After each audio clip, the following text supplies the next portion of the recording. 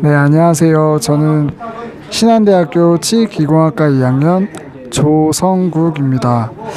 오늘은 2주차 의치상 수리에 대해서 했었는데요.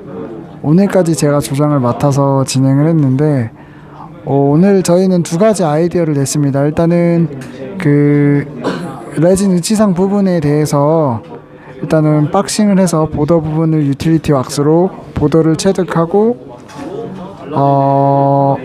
박싱을 한 뒤에 섞고 음영에서 양형의 모형을 얻어서 거기에 모형을 시적해 본 뒤 크랙이 간 부분 양옆을 한 1에서 1.5mm 정도를 제거한 뒤에요. 홈을 생기면 거기에 이제 레진을 전입을 해서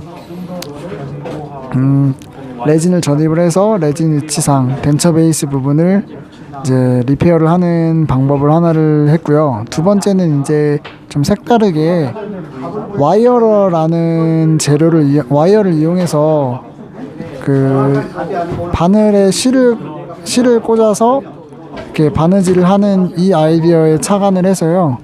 홈을 파서 와이어를 서로 연결을 한 뒤에 그렇게 고정을 해 보았습니다. 근데 거기서 한 가지 실패를 했던 게 있었는데요. 와이어가 이제 조직면이나 이제 팔라탈 부분까지 튀어나와서 그 부분에서 이제 교수님께서 지적을 해 주셨습니다. 그래서 저희는 다시 수리를 한 게, 그러면 와이어가 들어갈 홈을 아예 그 길이만큼 파서 와이어가 이제 조직면이나 팔라탈까지 나오지 않고 그 위에 레진을 살짝 덮어줌으로써 더 깔끔하고 이제 메탈 베이스 역할을 와이어가 할 수 있도록 그렇게 한번 두 번째 아이디어를 했습니다. 그런데 만들어 본 결과 처음 박싱을 해서 했던 모형이 가장 좋았던 것 같습니다. 그리고 오늘 이제 한 가지 깨달았던 게 무엇이냐면, 기공소에서 수리를 할 수 있는 범위에 대해서 생각을 해볼 수 있었는데요. 그것은 바로 모형을 완벽하게 조립을 해서 양형의 모델을 만들 수 있을 때에만 기공소에서 의치상을 수리를 할 수 있다는 것입니다.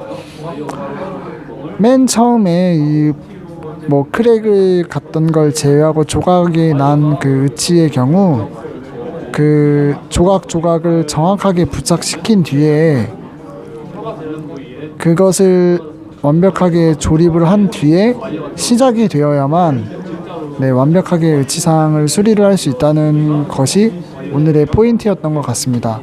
근데 생각해보면 지극히 당연한 일입니다. 왜냐하면 맨 처음에 조립이 부정확한 상태로 하게 되면 그 이후의 작업이 아무리 정확하다고 해도 기존의 환자의 구강 내에서는 불편함을 느낄 수밖에 없기 때문입니다.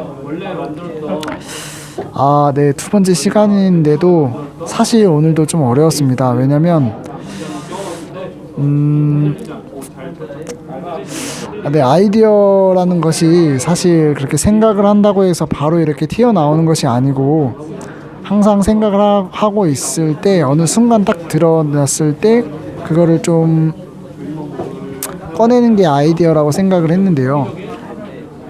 갑자기 새로운 수리 방법을 생각하려고 하니까 좀 많이 힘들었습니다. 그리고 1학년 때 배웠던 재료학, 그리고 1학기 때 교수님께 배웠던 총이치, 레진에 대한 성질과 그런 부분에 대한 지식이 조금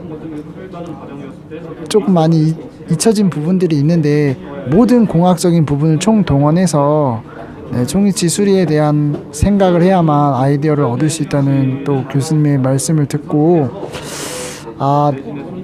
다음 시간부터는 정답을 위한 예습이 아닌 좀 참신한 생각을 할 수 있는 예습을 하는 학생이 되도록 하겠습니다.